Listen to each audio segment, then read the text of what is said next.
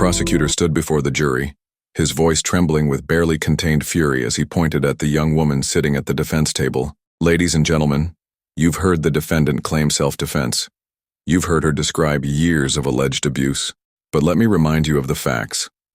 On the night of March 3, 2024, 22-year-old Melissa Parker walked into her stepfather's bedroom while he slept, picked up a baseball bat, and beat him to death. She hit him 17 times. 17. That's not self-defense. That's murder. That's rage. That's vengeance. The defense attorney rose slowly, walked to the jury box, and looked each juror in the eye before speaking.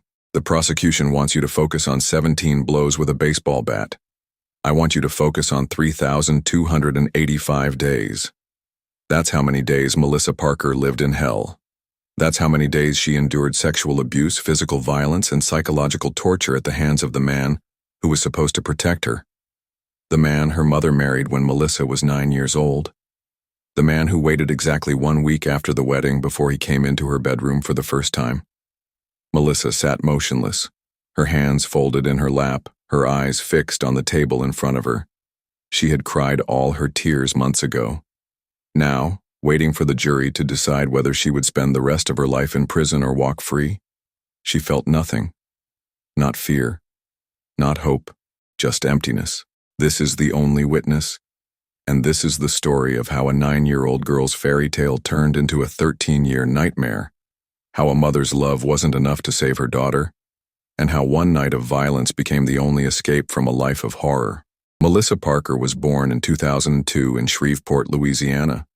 Her biological father left when she was 3 years old, disappearing so completely that Melissa couldn't remember what he looked like without photos. For the next 6 years, it was just Melissa and her mother, Angela Parker, living in a small apartment on the south side of town. Money was tight. Angela worked 2 jobs, one as a waitress at Denny's, another cleaning houses on weekends. But they were happy. They had movie nights on the couch, they baked cookies together. They told each other everything. Melissa was 9 years old in 4th grade, a quiet girl who loved drawing and spent recess sketching instead of playing with other kids. She was small for her age, skinny, with long brown hair she wore in braids. She was shy but smart, the kind of kid teachers loved because she always did her homework and never caused trouble. Angela met Richard Hayes in the summer of 2011 at the restaurant where she worked. He was a regular customer, came in every Tuesday and Thursday for the dinner shift, always sat in her section, always left a generous tip. He was 42 years old, worked as a manager at a warehouse across town, drove a decent car, owned his own house. To Angela, who had been struggling as a single mother for 6 years, Richard seemed like a miracle. He was stable, he was kind, he paid attention to her, and he didn't run when she told him she had a daughter. Richard started coming around more. He'd pick Angela up after her shifts. He'd bring groceries when he knew they were low on food. He took them both out to dinner, to the movies, to the park. He was charming with Melissa, asking about school, complimenting her drawings, buying her art supplies. Angela watched her daughter warm up to this man, watched her smile when he walked in the room, and thought she had finally found someone who could be the father Melissa never had. They dated for 8 months. Then Richard proposed. Angela said yes without hesitation. They were married on Valentine's Day, 2012, in a small ceremony at the courthouse with just a few friends and Melissa as the flower girl. Angela wore a white dress she'd bought at a thrift store. Melissa wore pink. Richard wore a suit and smiled for all the photos. That day, Melissa drew a picture of their new family, 3 stick figures holding hands under a rainbow, and gave it to Richard as a wedding present. He hung it on the refrigerator with a magnet and told her it was the best gift he'd ever received. 1 week later, he came into her bedroom for the first time. If you're following this story and need to hear how survivors fought back against the people who destroyed their innocence, don't forget to subscribe to The Only Witness. We tell the stories that demand justice, even when justice comes at the darkest cost. It started with small things. Richard would sit too close to Melissa on the couch. He would hug her too long, his hands wandering places they shouldn't. He would walk into the bathroom while she was showering, claiming he forgot she was in there. He would come into her bedroom at night to check on her, sitting on the edge of her bed, touching her hair, telling her how special she was. Melissa was 9 years old. She didn't have the words to explain that what Richard was doing felt wrong. She didn't know that what was happening was called grooming, that Richard was testing boundaries, seeing how far he could push before she told someone. And when Melissa tried to tell her mother, tried to say that Richard made her uncomfortable, that she didn't like when he came into her room at night, Angela dismissed it. "He's just being a good stepdad, honey. He cares about you. Give him a chance." So Melissa stopped trying to tell her. And Richard escalated. The first time Richard sexually abused Melissa, she was 9 years old. It was 3 weeks after the wedding. Angela was working a night shift at the restaurant. Richard told Melissa it was their special time together, that this was what fathers and daughters did when they loved each other, that it was normal and she shouldn't tell anyone because they wouldn't understand. He told her that if she ever said anything, Angela would be heartbroken, that it would destroy the family, that Angela would blame Melissa for ruining everything. Melissa believed him. She was 9. She didn't know that what he was doing was rape. She didn't know that telling wouldn't destroy the family because the family was already destroyed the moment Richard touched her. She just knew that it hurt, that she hated it, that she wanted it to stop, but she didn't know how to make it stop without making everything worse. So she stayed silent. For the next 13 years, Richard Hayes raped his stepdaughter regularly. Sometimes it was once a week, sometimes more. He would wait until Angela was at work, or asleep, or distracted. He would take Melissa to his bedroom, or to the basement, or sometimes he wouldn't even bother moving. He'd just corner her wherever she was and do what he wanted.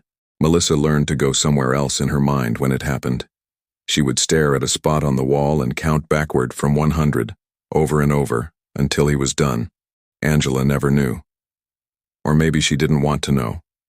There were signs, things she could have seen if she'd been paying attention. Melissa stopped smiling. She stopped drawing. She started wearing baggy clothes, layers and layers even in the summer, trying to hide her body, trying to make herself invisible. Her grades dropped. She stopped having friends. She stopped talking at dinner. She became a ghost in her own house, silent and hollow and barely there. But Angela was working constantly, exhausted all the time, and Richard was good at hiding. He played the role of the devoted husband and caring stepfather perfectly in public. He went to Melissa's school events. He coached her softball team one year. He took the family to church on Sundays.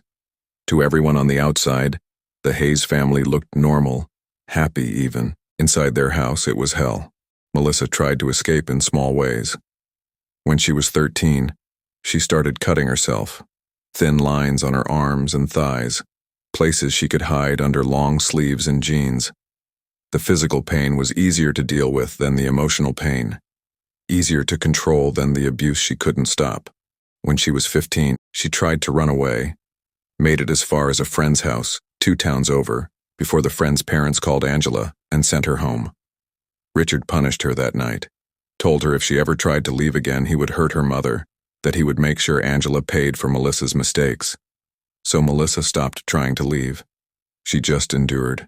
At 16, Melissa tried to kill herself. She swallowed a bottle of aspirin and wrote a note that said, "I'm sorry, Mom. I can't do this anymore." Angela found her in time, rushed her to the hospital, sat by her bedside crying and asking why. Why would her daughter do this? Didn't she know how much she was loved? Melissa looked at Richard standing in the doorway of her hospital room and said nothing. What could she say? That the man standing there, the man Angela loved, the man who was crying fake tears, was the reason Melissa wanted to die? She was sent to a psychiatric facility for 2 weeks. The therapists asked her questions. She gave them the answers they wanted to hear. She was depressed. She was stressed about school.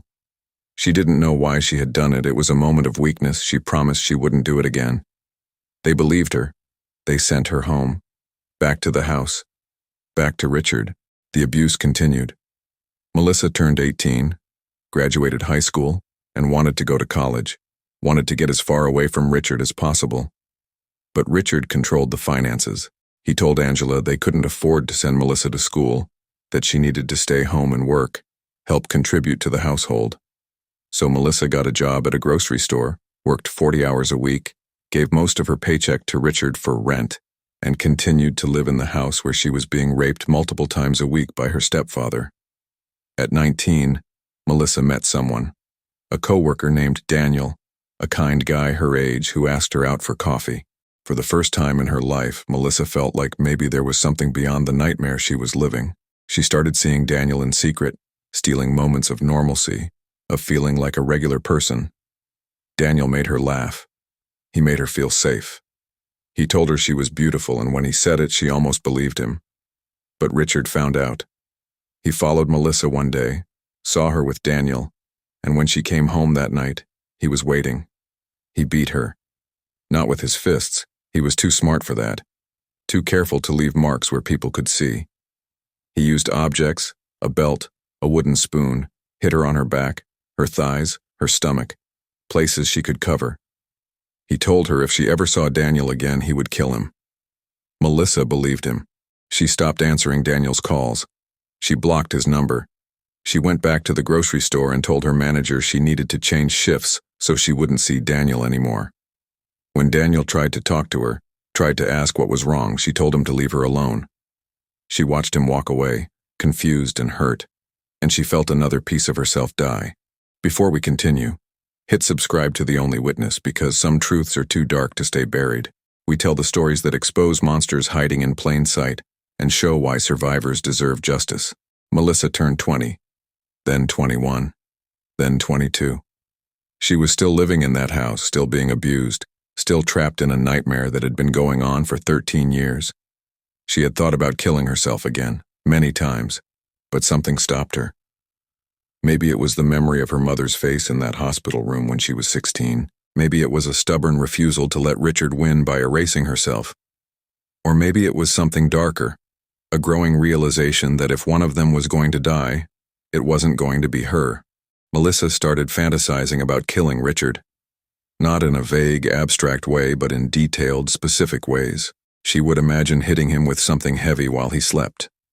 She would imagine pushing him down the basement stairs.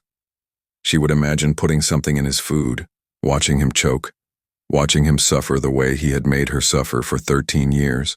She told herself these were just thoughts, just a way to cope, that she would never actually do it. But the thoughts became more frequent, more detailed, more real. On the night of March 3, 2024, something inside Melissa snapped. Richard had cornered her in the kitchen while Angela was at work. He had raped her on the kitchen floor, and afterward, as he was zipping up his pants, he smiled at her and said, "You know you'll never leave, right? You'll be here forever. You're mine." Those words echoed in Melissa's head for hours. You're mine. Forever. She couldn't breathe. She couldn't think. All she could hear was his voice over and over telling her she would never escape, that this would be her entire life, that she was his property, his toy, his victim, until the day she died. At 2 a.m., Richard was asleep in his bedroom. Angela was working a night shift, wouldn't be home until 6. Melissa stood in the hallway outside Richard's room, a baseball bat in her hands.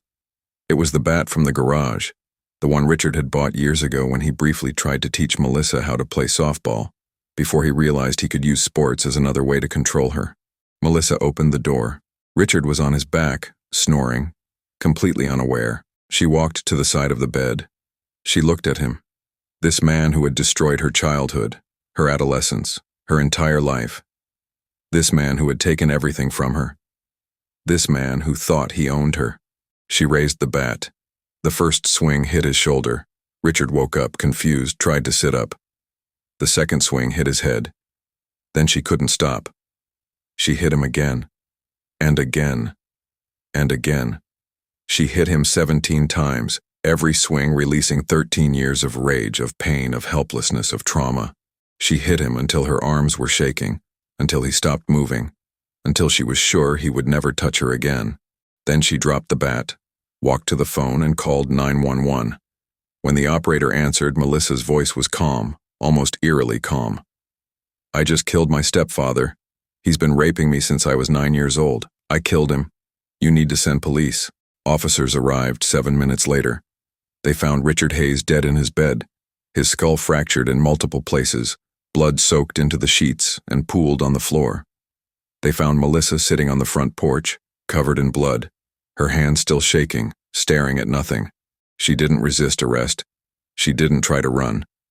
She just stood up, held out her wrists for the handcuffs and said, "It's over. He can't hurt me anymore." Melissa was charged with first-degree murder. The state argued premeditation, that she had gone into that bedroom with the intent to kill, that she had chosen violence over calling the police, over leaving, over any number of alternatives. The defense argued years of abuse, battered woman syndrome, that Melissa had been driven to the breaking point by 13 years of rape and torture, that she had acted in self-preservation, that killing Richard was the only way she could survive. The case went to trial in September 2024. Melissa's mother, Angela, testified. She was destroyed, torn between grief for her dead husband and horror at what he had been doing to her daughter. She admitted she had missed the signs, that she had been blind, that she had failed Melissa in every way a mother could fail a child. She sobbed on the stand, saying she wished Melissa had told her, even though Melissa had tried, even though Angela hadn't listened. Melissa took the stand and described, in excruciating detail, 13 years of sexual abuse. She described being 9 years old and not understanding what Richard was doing to her. She described being a teenager and trying to escape, trying to die, trying anything to make it stop. She described being 22 years old and finally realizing that the only way out was through violence. The prosecutor asked her why she hadn't just left. Melissa looked at him and said, "Because he told me he would kill me. And I believed him. Because for 13 years, he controlled every aspect of my life. And I believed there was no escape. Until I made one." The jury deliberated for 6 days. When they came back, the courtroom was packed. Media filled the back rows, Melissa's supporters and Richard's family on opposite sides. Everyone waiting to see if a woman who had endured 13 years of abuse would be punished for finally fighting back. The jury foreperson stood and read the verdict. In the case of the state versus Melissa Parker, on the charge of first-degree murder, we, the jury, find the defendant not guilty. Melissa collapsed. Her attorney caught her. Angela screamed and ran to her daughter. Richard's family stormed out, shouting that justice had failed. The prosecutor sat in stunned silence. Melissa Parker walked out of that courtroom a free woman. But freedom, she would later say, felt nothing like she thought it would. If you're new here, subscribe to The Only Witness. We tell real stories that still echo through time, stories that force us to confront impossible questions about survival, justice, and the price of freedom. The verdict sparked national debate. Some celebrated it as justice for survivors, recognition that sometimes the only escape from long-term abuse is violence. Others condemned it as vigilante justice, arguing that Melissa had committed premeditated murder and gotten away with it because of sympathy. Legal experts pointed out that the case highlighted fundamental flaws in how the justice system handles long-term sexual abuse. When abuse happens over years, especially within families, victims feel trapped.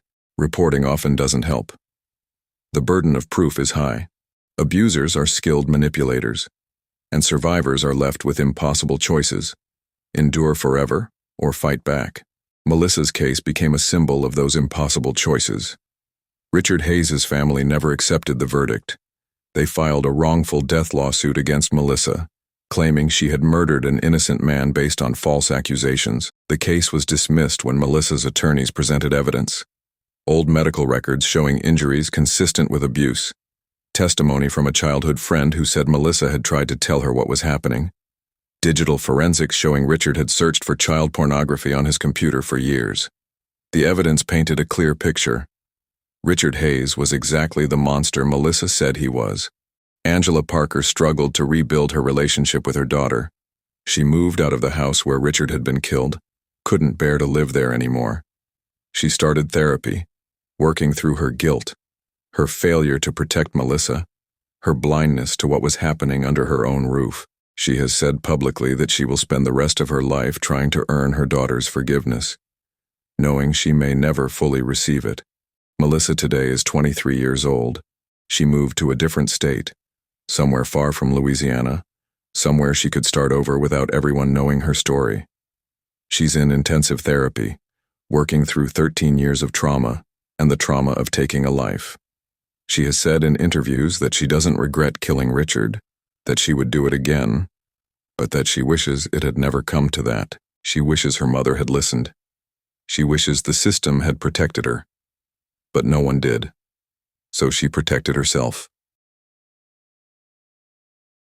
The case has sparked important conversations about childhood sexual abuse, about warning signs parents should watch for, about why victims don't report, about the limitations of the legal system, and about what justice really means when the system fails. Melissa's story is messy, complicated, and uncomfortable. It forces us to ask questions we'd rather not answer. Can murder be self-defense if the threat is ongoing but not imminent in that exact moment? How long should a victim endure before violence becomes justified? And when a child is failed by every adult who should have protected them, who is really responsible when that child finally fights back?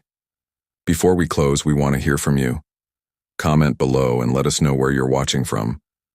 Are you in the United States, the UK, Canada, Australia, or somewhere else in the world? We love knowing that our community spans across continents, united by the demand for truth and justice. And tell us, do you think Melissa Parker was justified? Was it self-defense or murder? Drop your location and your thoughts in the comments. Childhood sexual abuse doesn't just damage the body. It rewires the brain, changes how you see the world, destroys your ability to trust, leaves scars that never fully heal. When that abuse lasts for years, when it starts in childhood and continues into adulthood, when it's perpetrated by someone who is supposed to love and protect you, the damage is catastrophic and permanent. Melissa Parker lived with that damage for 13 years. From age 9 to age 22, her stepfather raped her, controlled her, destroyed her. She tried to tell. She tried to leave. She tried to die. And when nothing worked, she did the only thing she felt she had left. Was it right? Was it justified? That's not for me to say. But it was the only choice Melissa felt she had. And a jury of 12 people looked at all the evidence, heard her story, and decided that she deserved to walk free. This is the story of Melissa Parker, the little girl who drew a picture of her new family on her mother's wedding day and hung it on the refrigerator, not knowing that the man in that picture would spend the next 13 years destroying her. This is the story of a woman who endured more than any human should endure, and who finally said enough. And this is the story of a jury that looked at the worst of humanity and decided that survival sometimes requires violence. Subscribe to The Only Witness for more real crime stories that refuse to fade, stories that challenge us to think about justice, about accountability, about what we owe to survivors, and about the systems that fail the most vulnerable among us.